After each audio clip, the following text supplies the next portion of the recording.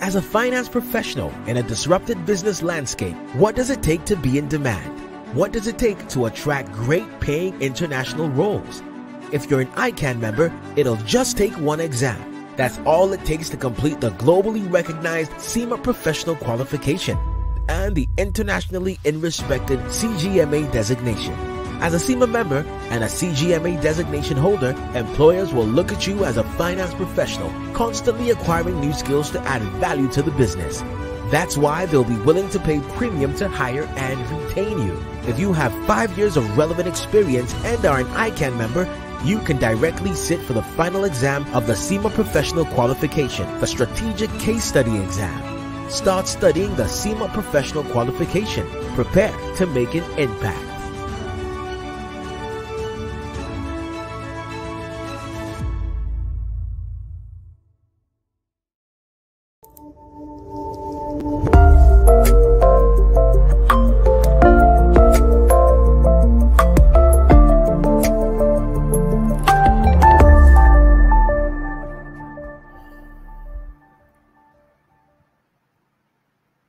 Good evening, all my professional colleagues, friend of the Institute of Chartered Accountants of Nigeria, our students, ladies and gentlemen.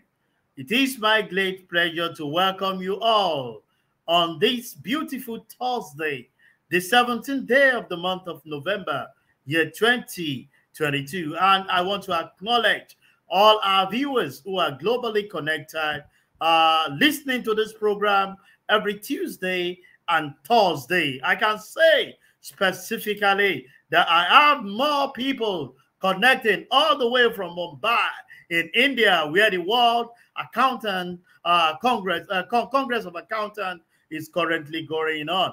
But we'll talk about more of that as highlight of events there unfold. But today, I've come with a topic that is very germane and also with a special guest. The topic is about energy transition and the role of gas in Nigeria. Energy transition and the role of gas in Nigeria. And my guest for today is no other person than Mr. Olumide Esan, FCA. Mr. Olumide Esan, FCA. He is a partner of Deloitte West Africa and leads the energy and resources of business. He has over 21 years experience in tax, financial advisory, business advisory services. He trained with Attorney and KPMG professional services before he ventured into oil and gas industry, which he joined in ConocoPhillips. He's very versatile advisor with over 21 years, broad experience, industry experience, from handling complex and multi-jurisdiction exploration and production project. He has significant experience in internal control, tax audit, tax advisory structure, finance, financial accounting, and contract review, as well as participating in numerous financial due diligence assignments. His key area of interest and expertise include domestic and international physical rule petroleum contract negotiation, physical negotiation, and oil and gas value chain business advisory. He was the tax assurance manager for Shell in Nigeria.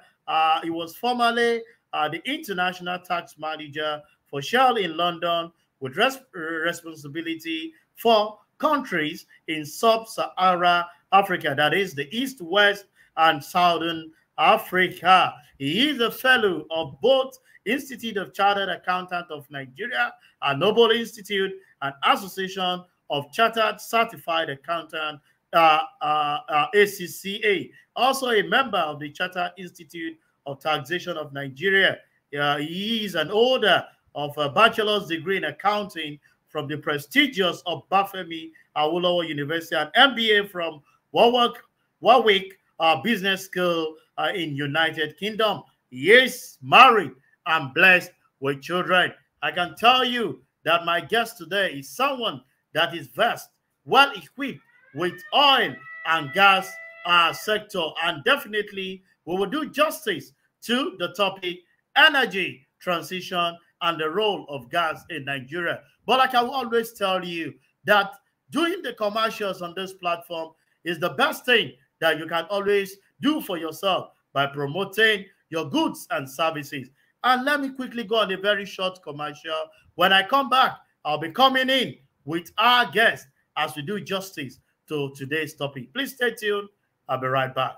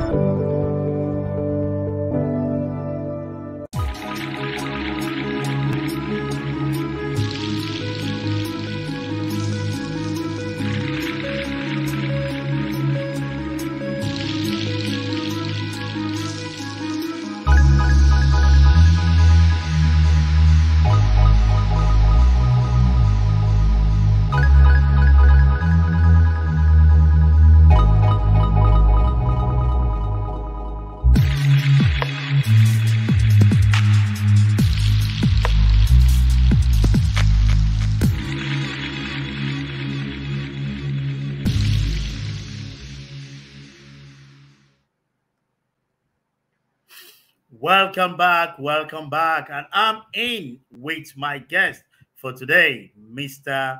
Olumide Esan, FCA. Good evening, sir. Our pleasure to have you on ICAN on Air this evening. Good evening, Mr. Kwade. It's my pleasure to be here this evening. This is my institute, so I'm proudly one of you. So I'm glad to have the opportunity to share today. Proud to be associated with your institute and also to impact our members with some of the knowledge that you are acquainted with. And we'll be doing justice to energy transition and the role of gas in Nigeria. Let me start this way, Mr. Esan. Energy transition suggests moving from one energy source to another. In order to give our global viewers context to the topic, can you please run through the concept of energy? Thank you. Someone rightly described energy as life. Okay, so energy is life. From the sunshine that we, the energy we get from that to what we need domestically to keep ourselves warm. It's all about energy. Life is about energy. So when we talk about energy transition, like you rightly said, it's about transiting from one form of energy to another, because we have discovered scientifically that the current source of energy are likely to lead to cataclysmic events if not arrested. And that is why the United Nations, in its Charter 4.2, has made commitments to ensure that we do not exceed 1.5 degrees above the pre-industrial level of climate temperature by year 2030, and furthermore ensure that by 2050 the world is carbon neutral. I believe that in the course of this chat this evening, we'll be able to, I will be opportune to expatiate more on carbon neutrality and the rest of it. But in summary, we've experienced significant flood in Nigeria this year. A third of Pakistan was underwater a couple of weeks ago. North America has experienced some very difficult storms and hurricanes. Everyone is feeling the impact of deterioration in climate, and we all know scientifically this has been adduced to the impact of greenhouse gas emission. So we can unpack this as we go along this evening. Definitely, we will unpack it and give more insight, even to the topic. Let me proceed in this discussion of energy transition.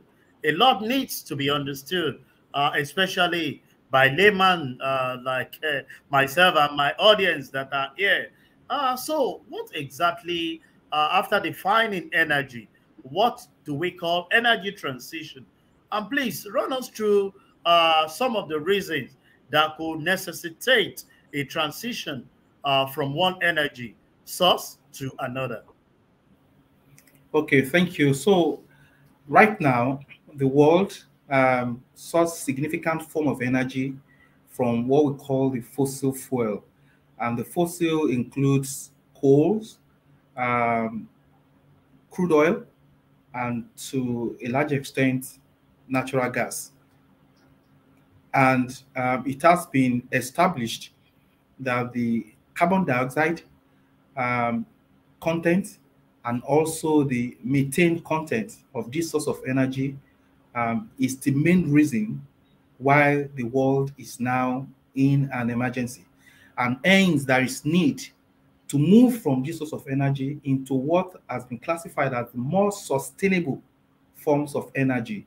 And this comprise of renewables, such as solar, such as hydro, such as wind, and also natural gas. I think luckily the world, including European Parliament, has agreed that for now, nuclear power and natural gas will be classified as sustainable sources of energy. The use of the word sustainable, it's important because they believe that we can sustain the world using this source of energy, whereas we can't sustain the world if we continue using largely fossil to run our energy. There are a lot of countries around the world who still significantly depend on coal. Coal is about the worst polluter, but there are a lot more countries as well that are using, crude oil based sources for energy, and that's also is determined as a polluter. However, there are ways even to manage this, particularly the pollution from crude oil as source of energy. One of which is the use of carbon capture, utilization, and storage. In other words, you can literally capture the CO2 that is coming out of this source of energy somewhere in the ground and utilize it for something else. So it is essentially a call to move away from what is so much called dirty fuel into cleaner source of energy, which essentially we're looking at ultimately renewables, but also gas, because gas pollutes far less than oil. That is a very wonderful submission, explaining to us energy transition, moving from the dirty fuel to that of the greener one. We have heard about Nigeria energy transition plan. What is it all about, and what it is the relationship with the Nigerian gas master plan? Thank you. As you are aware, the COP27 is currently ongoing in Egypt, Yeah. and it's all about the climate all over again. So when we talk about energy transition, because it's really a very big statement and there's a lot of subtopics under it. There are countries like Nigeria who strongly believe that when we talk about energy transition, what we are talking about is an energy evolution and not a revolution, as some countries will make us think that we can stampede and get it done, over a number of years. Whereas Nigeria and other countries in sub-Saharan Africa are championing what we call a just energy transition. And the use of the word just, it's important because it helps explain that in transiting from one form of energy to another, it is important to consider the socio-economic impact of that transition on human beings at different locations. For Nigeria, for example, Nigeria has only 45% of our citizens have access to electricity. So we can't even be talking about transition if the word just is not there. At least let's even first have access to energy, and then we can have a conversation around what source of energy we should use. And that is why when Nigeria launched its energy transition plan in the office of the vice president, it's key that we said that in line with the Sustainable Development Goal Agenda number 7, we want to ensure that all Nigerians have access to electricity by year 2030. I mean, Nigeria has gone further to say that by year 2030, we even want 30% of that electricity to be generated from renewables. Nigeria has made what is called nationally determined contribution. So you see a lot of negotiations ongoing right now in Egypt. The world trying to come together and agree on how do we get to ensure that we reduce emission by 45% of what it was in 2010 if we are going to get to the pre-industrial level.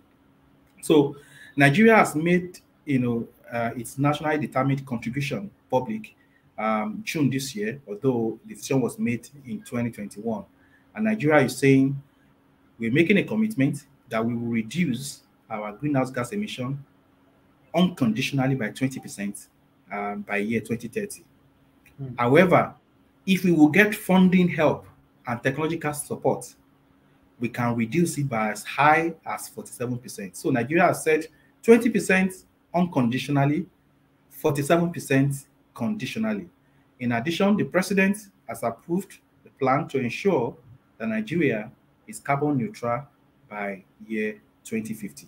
So the whole energy transition plan for Nigeria centers around, first, we want to ensure that people have access to safe power in Nigeria. And then we can also ensure that in doing that, significant amount of that energy is renewable and is sustainable. So that is the drive. And so Nigeria wants to ensure that, by 2030 or ultimately by 2060, we have replaced all the fired stoves in our different homes and kerosene fired stoves with LPG, and also to ensure that we use more of compressed natural gas in the years to come to ensure that we're limiting the pollution and greenhouse gas from Nigeria. A wonderful plan by our government. The implementation and actualization of it is what we all look out for. But everything seems to be centered around 2030, and it's just right behind the corner. Our guests, our viewers at home, you can always send in your question. Our guest is on board to make sure that we do justice to this. But before I take Mr. Shoronke's question, you mentioned something relating to gas. That is a safer way of doing it. And I can clearly state that gas is one of the major sources of energy. And Nigeria, we have the huge reserve of this natural gas. But before discussing gas in detail, can you educate us more? Other sources of energy, and give your objective assessment on the performance of these other sources of energy in Nigeria. Then we come back to gas. Okay, so Nigeria is largely, we have installed grid capacity of almost 12 gigawatts, out of which 2.5 gigawatts is locked out. It's almost, non-utilized. But then if you look at our current generation, it's just under 4,000 megawatts. 4,000. The bulk of that is actually thermal. We do have from, of course, Shiroro Dam and all that, but the bulk of it is thermal. Nigeria largely is relying on gas, on thermal plants, whether it's single phase or combined cycle for purpose of power generation. But for all the alternatives we have are wind and solar, but also hydro. But as of now, the renewable sources of energy are still naturally a lot more expensive than the traditional fossil sources of energy. However, with improving technology, we are seeing significant changes. For example, the cost of PVC for solar has dropped 70% in the last decade. And also over the last 10 years as well, the cost of wind turbines and as a source of energy has dropped by 66 two-thirds. I think this gives a lot of people hope that because there is massive research going on, a lot of funding by governments around the world, that the prices of renewables will continue to fall to the point where it may become almost at par with the cost of fossil generated energy. Now, that is an encouragement. But proceed. You mentioned the Nigerian gas master plan.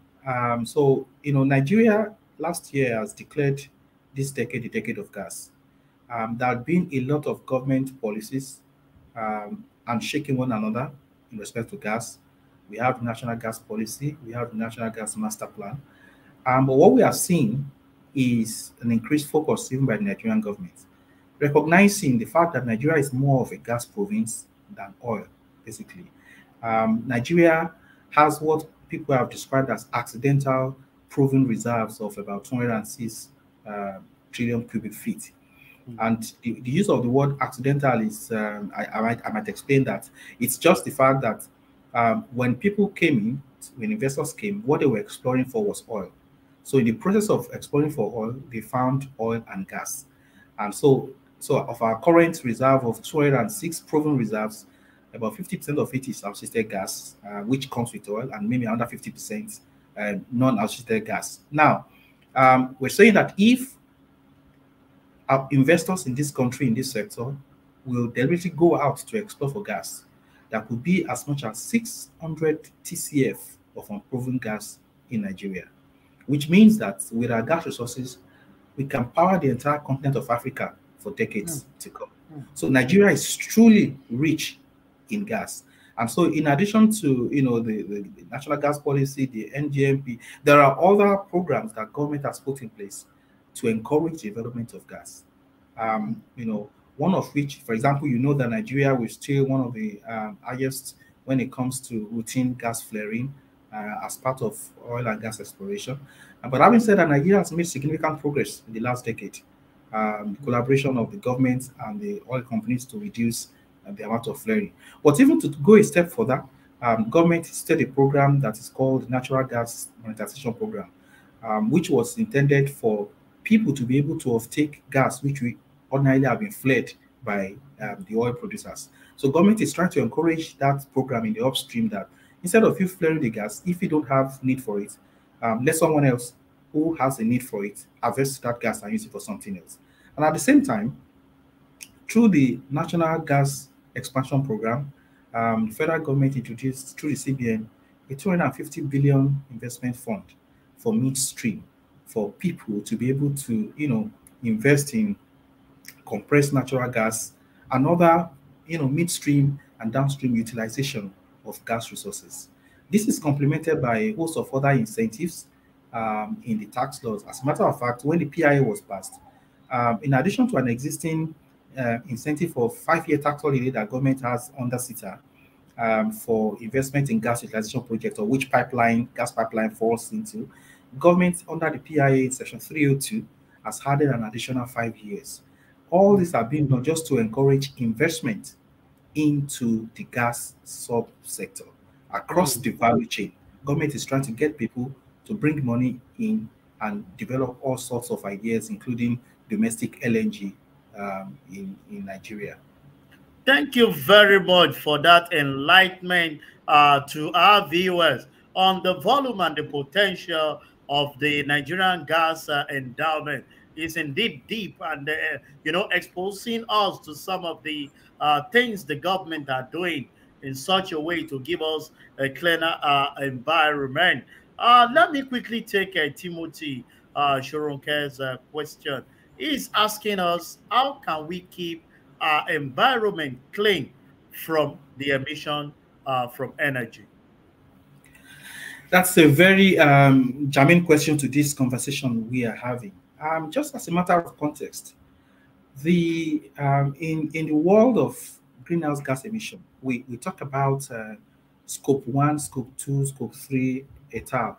Now, scope 1 essentially relates to what you generate as part of your own normal business operations in greenhouse gas. Scope 2 speaks to what you have contracted out. But example of that is if you run a plant, a manufacturing plant, and then you subcontract power generation to another company, the greenhouse gas from that subcontractor or that contractor is going to be deemed as still part of what you are emitting. So that is scope 2. And then scope 3 is then what your own output, what kind of greenhouse gas is generated from your output, across the value chain. So if you produce oil, for example, what people do with the oil as they burn it is called scope 3. Now, why am I breaking this down? Globally, 9% of greenhouse gas emission comes from the oil and gas industry. And then in addition to the 9%, 33% of the global emission is coming out of the output of the oil and gas industry. Now, if you bring that home to Nigeria, 62% of greenhouse gas in Nigeria is generated from the energy sector. The closest to that is the agric and forestry sector, where you have 25%. And then you have, the industrial contribution as well. So the oil and gas industry generates significant amounts of this greenhouse gas, which are essentially CO2 and what we call the fugitive methane gas. So what can Nigeria do? There are upstream solutions, because if you look at the 60% in the 60 to 62%, energy sector contribution to greenhouse gas in Nigeria, about a third of that relates to methane as a fugitive gas. So there are global recommendations of what can be done. So, for example, if you look at the global average, that 9% I spoke about what is, the oil and gas thing, the 62% of that is generated in the upstream alone. And then in that upstream, the biggest part of that is methane gas. So what the possible solutions, which Nigeria also will look into, is, for example, how can we electrify, the energy consumption at the wellhead, at the point of production? Instead of using gas reinjection, for example, can we connect those production platforms to the national grid? Or can we use renewable energy for those production platforms? And we know there are companies who are already thinking in that light, that let's reduce what we're even using in the process of oil exploration and extraction. So there are solutions, but it is also sometimes a function of economics. If, for example, you look at people operating in deep offshore, how much do you think it's going to cost them to extend, grid electricity to their platform from onshore? It's going to be humongous. And so, that is not a solution that is feasible for now. And let's also say that whether or not we are transiting, the gas is going to still be around for a long time as transition fuel and as sustainable fuel. Even for oil, it will still take decades to get to what we call the peak oil, at which point demand for oil will start to decline, and at which point, of course, the other renewable source of energy, because of technological advances, will have reduced in cost. So there is choices that companies that make, that countries like Nigeria can also make in a bid to actually curtail the greenhouse gas emission. That is a brilliant submission by our guest. I've been guesting Mr. Lumide Esan, FCA, on this issue of energy in the energy transition and the role of gas in Nigeria. Fagbola is asking this question. He is asking, did the new energy transition of gas take into consideration the impact of gas flaring to sustainable economy-friendly environment? Yes, so absolutely. If you look at Nigerian gas production as of now, which has been there about 7.5 billion scoff daily. If you look at how it is shared, about 40 to 45% of it is export gas, which is either exported through NLNG or exported through the West African gas pipeline to our neighboring countries. So that's about 40 to 45%. Then you have another, 30 or there percent thereabout, which is used as gas reinjection in the course of production itself. But you have 15% or thereabout, which is currently being flared. Now, there are two types of flaring. There is what we call routine flaring, which occurs when there is just no economic use for the gas. For And the this gas, may yeah. be, for example, yes, you have a gas that is worth $100 million, but it will take you $200 million to build a facility. So it's not economical, and so you Flaring. probably have to get a permit to flare it. And then you have the non-routine flaring, which are operational. For example, there may be emergencies and all of that. So what government has worked with industry over the years, and I think I mentioned that earlier, we're reducing gas flaring in Nigeria. And there is an active World Bank project on this across a number of countries, including Nigeria, and actively supporting the government to bring down routine and non-routine gas flaring. Nigerian government also has legislations, and they've continued to review the legislations to ensure that only under very strict circumstances are gas flared in Nigeria. As a matter of fact, I know that for new projects, you won't even get approval for your field development plan if you do not have an associated gas solution for the gas that will come from those wells. Wonderful. And I'm sure Fagbola has picked some of the things he needed to know on his question. Like I said, this is an interactive section with our viewers. And I told you that they are versed and well connected globally. So the question keep pumping in because this is a new area where everybody seems to be delving into. And Ernest is asking this question that what is the social economic implication of Nigeria signing pact on not exploring or exploiting coal that we have in commercial quantity? But some European countries, e.g. Germany, are going back to coal system. Thank you so much for the question, Omar Ernest. I think the answer is very simple. We have more than abundant resources of gas in Nigeria. Gas is cleaner fuel than coal.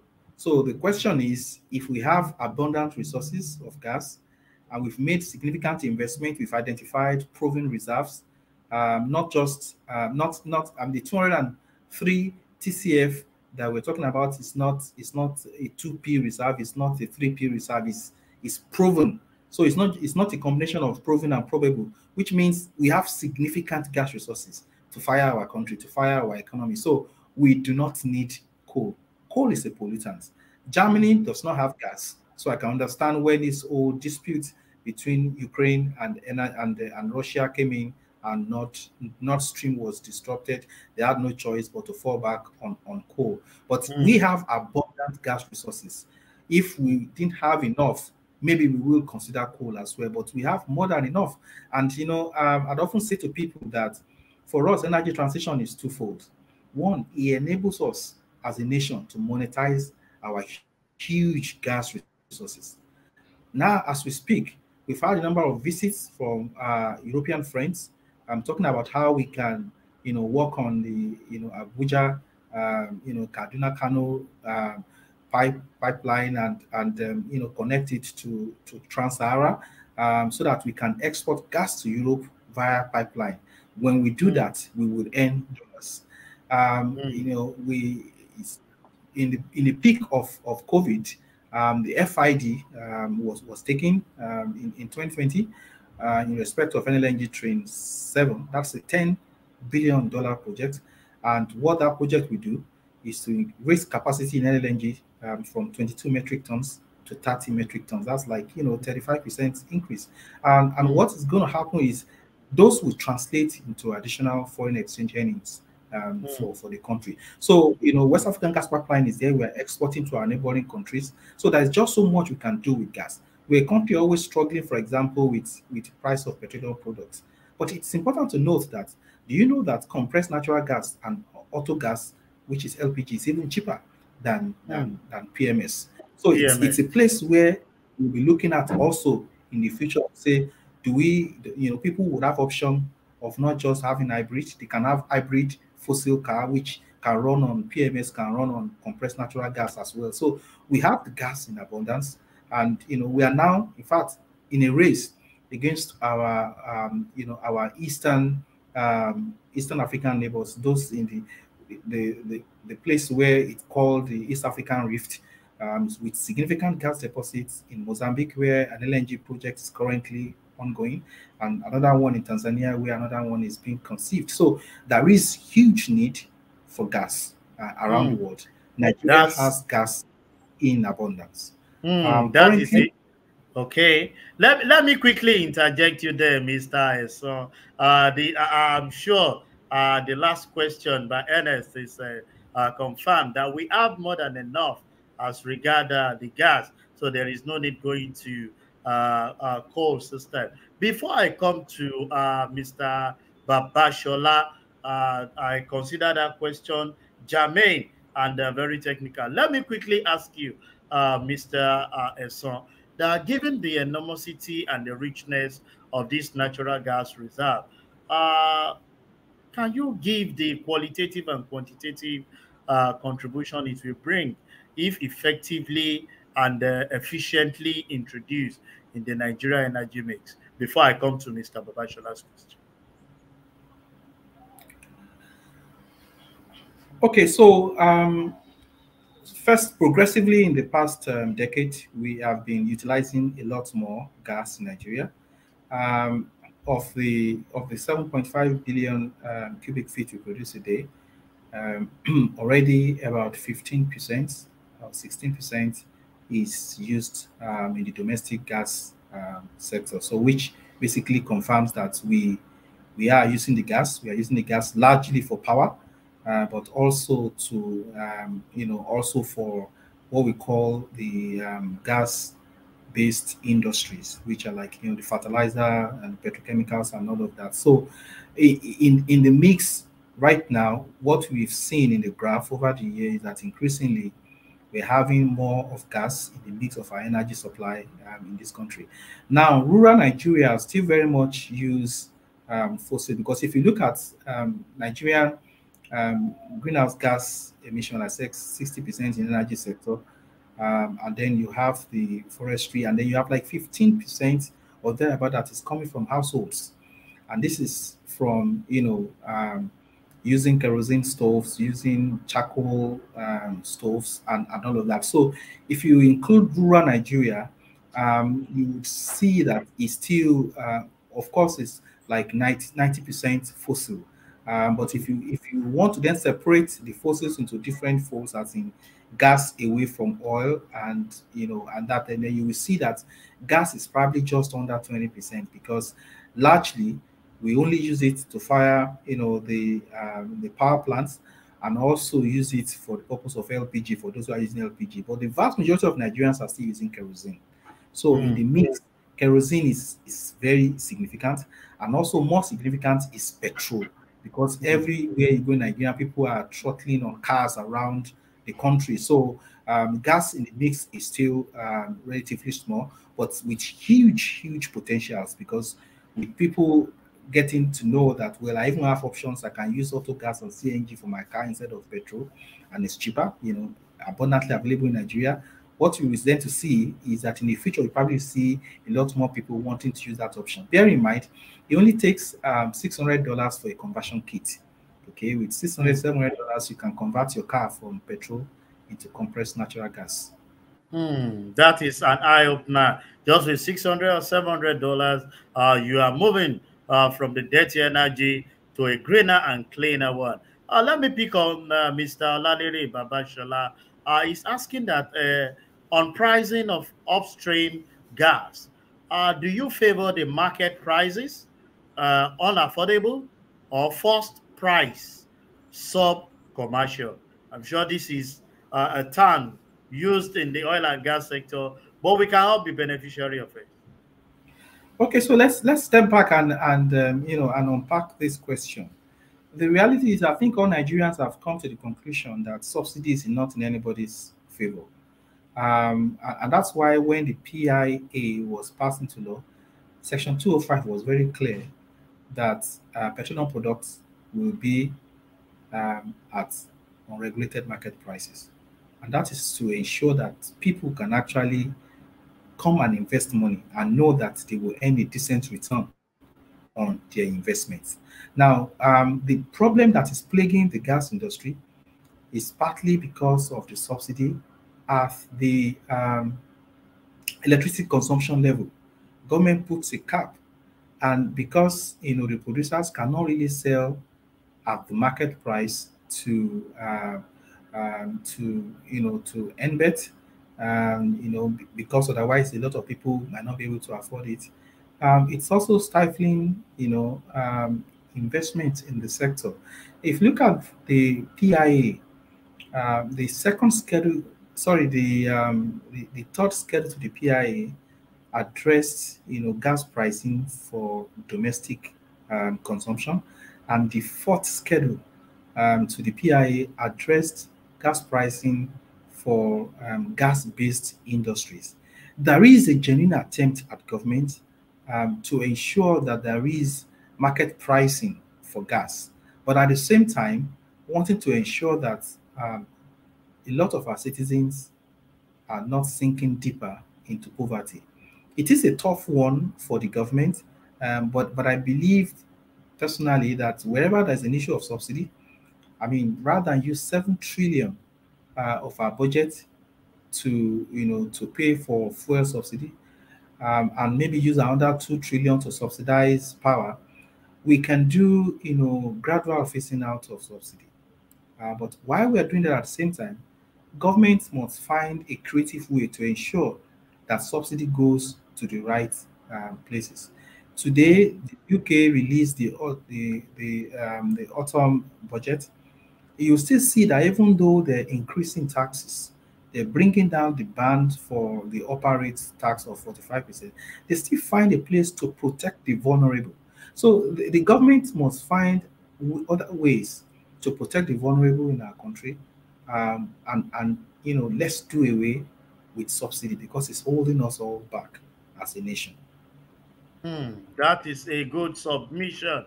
And to all our viewers, I have been guesting Mr. Olumide on FCA, and we've been doing justice to energy transition from our side. Mr. Son, let me state here that on ICAN on Air, we have been following events as they unfold at the COP27 summit going on in Egypt.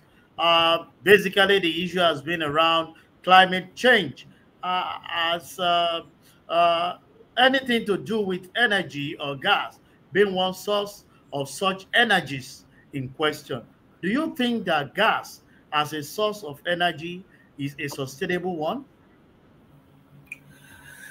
Okay, so if we were having this conversation 2 years ago, I would be saying maybe not, but all the major powers, including the European Parliament, has accepted gas as sustainable energy, alongside with nuclear. The right activists, as you know, would always oppose anything, that they consider is not natural. So even though this one is called natural gas as well. So, but so generally under classification right now is accepted as sustainable. And I tell you why that is important. If it's not acceptable as a sustainable source of energy, it means that developers of oil and gas fields will struggle to access funds. And when they access funds, it will be extremely expensive because countries will start to penalize through the regulators, funding of fossil fuel. And, some few years ago, BlackRock, the largest fund operator, was the first to announce that it wasn't going to fund oil and gas projects again. But the market taught BlackRock a lesson. They have retracted that position and they are funding oil and gas projects again. At the recently concluded Green Energy Africa in Cape Town and Africa Oil Week, I was there, and I was moderating a session that had World Bank and the big oil service companies on my panel. And one of the submissions was that even if you're going to transit from fossil to non-fossil, it requires a large-scale capital. The people who can afford these capitals are these same international oil companies. They are the ones who have power, and that is why you will see that the major acquisitions in the renewable energy space has been done by these companies, either buying some large solar, firm, or they're buying a wind firm, or they're the ones, taking stake in electric vehicle charging points. They are the ones with capital. So, we will need the world. We need to work with them to enable the world transit to a more sustainable form of energy. And in the future, we will talk more about hydrogen, whether it's green hydrogen or it's blue hydrogen. When in process of manufacturing of producing hydrogen, normally we use a lot of methane. There's a process that is called SMR. That methane is a huge contributor. But now there are technologies that are substituting the use of this methane, steam methane reformer, as it's so called, with renewables. And that is why it's now being called green hydrogen. In other words, rather than use steam methane, we can use renewable to generate hydrogen. And hydrogen becomes a very good power source. Alternatively, blue hydrogen, in which case blue hydrogen, the difference is for blue hydrogen, you still use this steam methane reformer, but the greenhouse gas from it is captured and stored. So the future is looking more towards, a lot more about hydrogen, a lot more about solar, a lot more about, natural gas itself. So we can make natural gas safer, in short. That is what it means. And that is why I also accept personally that it should be a sustainable energy. Sincerely speaking, you've been doing justice to this topic. And then let me take this question, and I'm sure it will address what Adeyemi Olani is saying this evening. And that is, as an objective and a non-biased Nigerian with vast experience in this field, do you think that the Nigerian energy policy is investor friendly? If yes, how? If no, why? Okay, so thanks for that. The Nigerian energy policy, in my view, is a work in progress. The PIA, in my view, is a significant step forward in the right direction. Over the past 5 years, of the $60 billion investment that came into sub-Saharan Africa, oil and gas, less than 5% of that came to Nigeria, under $3 billion. The greatest undoing has been uncertainty. Investors do not like uncertainty. You can tell them you will pay 90% of your profit, but they want to know upfront so that when they model, remember these are all capital projects of 20, 30 years, so that when they model the economics, they can already know this is a positive NPV, this is a negative NPV. But when we had the PIB in the making for 20 years, investors were unable to commit their capital resources. So the problem is not with the policy itself, but that it took so long to eventually get the legislation to be. Now, the whole world is looking at how do we then implement this? Are we committed to implementing this? And unfortunately, the first, I would say, unfortunate event was that what was meant to be the simplest of all, which was the Section 205, which demands unregulated market pricing of petroleum products, was the first that we circumvented as a nation, because for good reasons, I would say, with the level of poverty in the land, you cannot just remove subsidy just like that overnight, because if you did that, you probably would have riots, big riots in your hand, because our inflation basket is largely influenced by food cost, and the cost of food in itself is almost 30% transportation. So when the cost of transportation goes up, the cost of food prices goes up, and then entire inflation, becomes runaway. And so to avoid that, it's why this is being carried forward. But what I'm trying to say is that it is important that if we've passed a law, if we have a regulation, the government needs to see it through. And I think that is where I have concern, that government can do more, because it then provides the confidence and comfort that the investors want. I think our energy policy is balanced. Yeah. Beautiful. Beautiful. I have to quickly interject because time is really not our friend. But as we wind up, let me quickly squeeze this question. And I think it will address the question that is coming from Samuel. Why does Nigeria have endless energy crisis? And what are some of the challenges facing the energy sector in Nigeria? Maybe in 1-2 minutes. Okay, so why we have challenges with energy, it's largely because of the economics.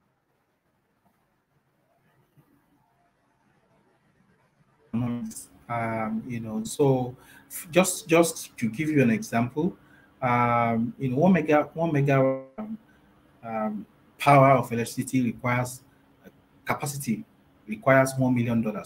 So if you want to construct a 600 megawatts thermal plant, you need at least $600 million to do that, just to do 600 megawatts. It is capital intensive, and government is struggling with this capital, and it's only foreign investors that can actually help to bridge this gap.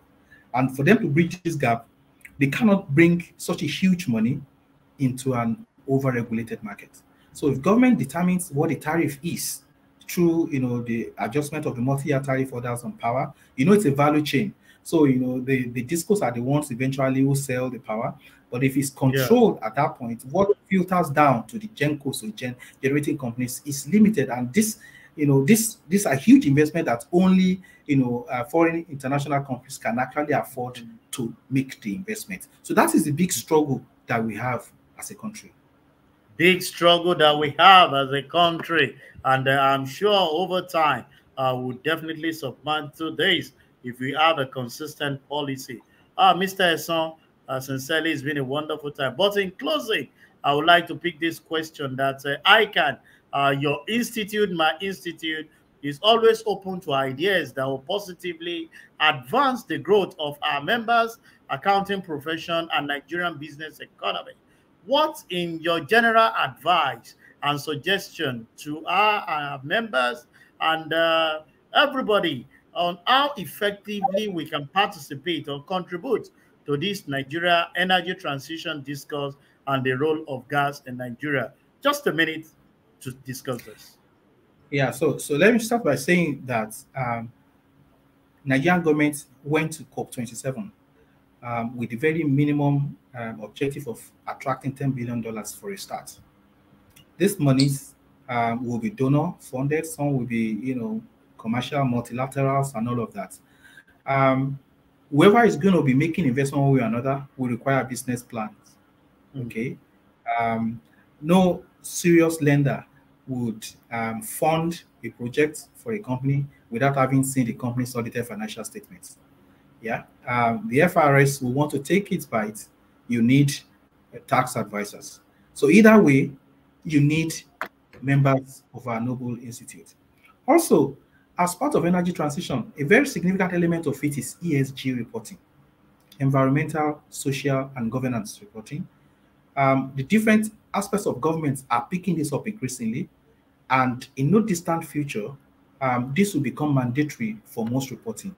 ICAN can already get ahead of the curve in helping to shape what this should look like in a Nigerian context, because ultimately we will be auditing for this. It provides opportunity for our members to earn some more decent fees, but at the same time, contribute towards a cleaner Nigeria, a safer, a healthier Nigeria in the journey of energy transition.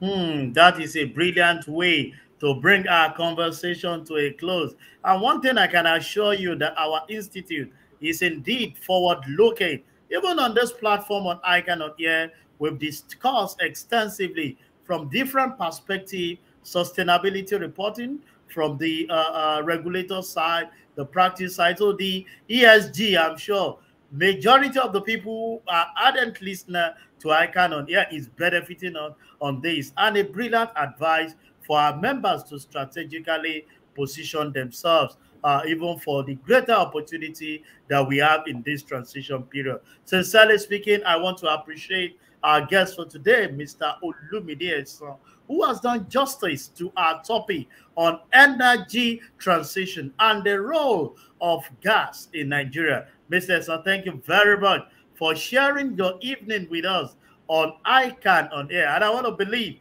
when next we need you to come and share more of your knowledge and expertise, you will definitely avail us your time. Thank you so much for the opportunity. We appreciate. So while I bring the program to our close, I quickly want to intimate us with some of the programs that the Institute is putting together, even as we proceed in the month. It will interest you that the Institute has put together a budget symposium with the theme, Budget of Physical Consolidation and Transition, Realism or Mirage. This is coming up Friday, November 25th, 2022 at exactly 10 a.m. I'm sure majority of us would have seen the flyers going around.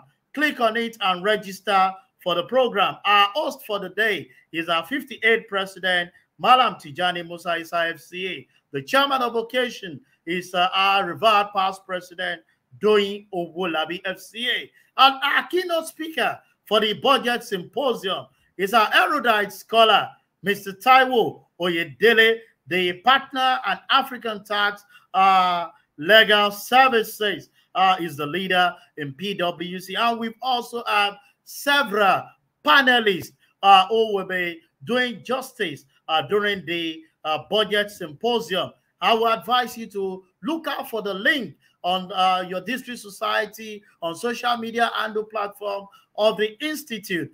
And also, let me encourage you that don't be the only person that will be enjoying this. Make sure you try as much as possible to invite someone to follow us on all our social media handles, both the Facebook, the YouTube, the Twitter account, the Instagram. Let them follow ICAN on Air to enrich themselves in some of the topical and contemporary issue that is going on.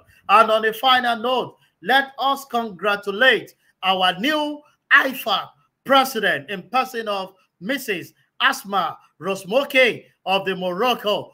She has been elected as the IFAC president. And also let's congratulate our own Malam Ismaila Zakari FCA, who has also been re-elected into the board member of IFAC. We congratulate them and we pray that God Almighty will guide them to lead the affair of accounting profession worldwide. On this note, I want to wish you a splendid weekend. While I get hooked up to you next week Tuesday with another inciting topic and inciting guest, prepare and I'll hook up with you then. I remain your host, Olusegun Okwade FCA. Till next week Tuesday, stay cool and bye for now.